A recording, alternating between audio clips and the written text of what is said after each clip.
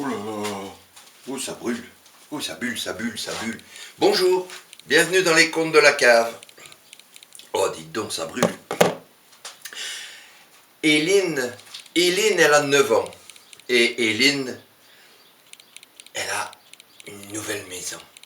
Dans la nouvelle maison, tout au fond, il y a un jardin. Et au fond du jardin, il y a un trou dans un arbre. Éline est curieuse. Elle passe la tête, elle rentre et elle se rend compte qu'il y a un monde magique. Et là, le monde n'est pas si beau que ça. Il y a un troll, un vilain troll.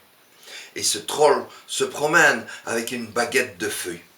Et il fait peur à tous les autres, à toutes les fées, à tous les petits magiciens, à tous les petits nutons, à tous les animaux.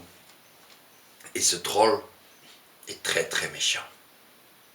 Éline, du haut de ses 9 ans, décide d'aller voir ce qu'il se passe. Quand elle le voit, elle lui dit « Mais monsieur Troll, vous pourriez être plus gentil, pourriez être plus agréable. » Rien à faire, il faisait peur. Quand soudain, elle a regardé le troll, elle lui a dit « Mais monsieur Troll, regardez. » Hop! Et une fleur est apparue à la place de la flamme qui faisait peur à tout le monde. Le troll a cru que Éline était une magicienne. Il a regardé la rose et il l'a sentie et il lui a donné. Il lui a donné la rose. Éline, quand elle est repassée de l'autre côté de l'arbre, elle avait toujours sa rose en main.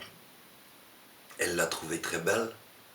Alors, elle a demandé à maman, « Maman, penses-tu que l'on pourrait la planter et avoir un rosier ?» Mais maman lui dit, « Tu sais, il n'y a pas de racines. » Ne voulant pas que sa fille soit trop triste, elle lui dit, « Écoute, on peut faire un essai. On m'a dit que si on mettait une fleur ou un bulbe ou quelque chose dans de l'eau, que parfois il y avait des racines. » Aller faire pousser une tige de rose, aller avoir une racine, c'est impossible.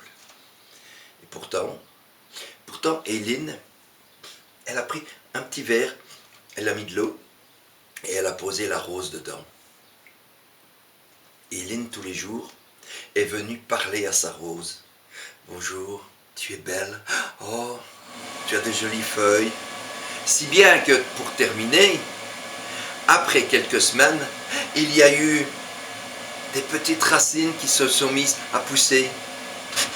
Quand maman a vu les racines, elle a été surprise. « Mais comment cela se fait-il » C'est alors qu'elle a dit à Éline, « Ta rose, elle est assez grande, on peut la mettre dans le jardin. » Elles ont été toutes les deux faire un petit trou, ont mis des petits cailloux, ont mis un tout petit peu d'engrais, ont posé la racine de la rose, l'ont recouverte, mais la rose se laissait un peu aller.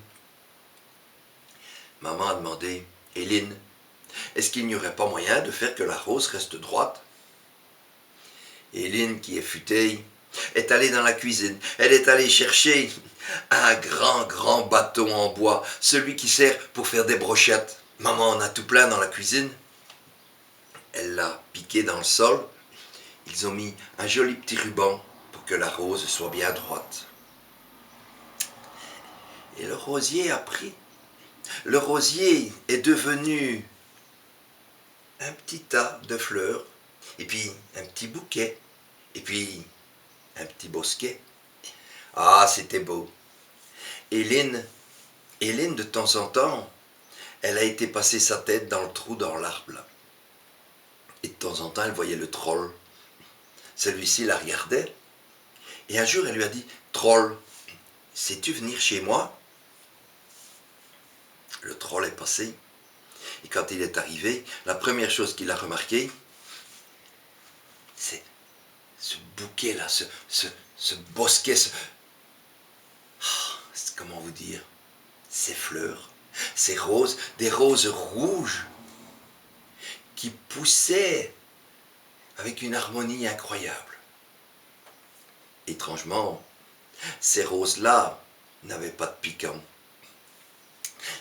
Vois-tu, lui dit-elle, quand la rose est apparue, tu avais quitté toute ta méchanceté.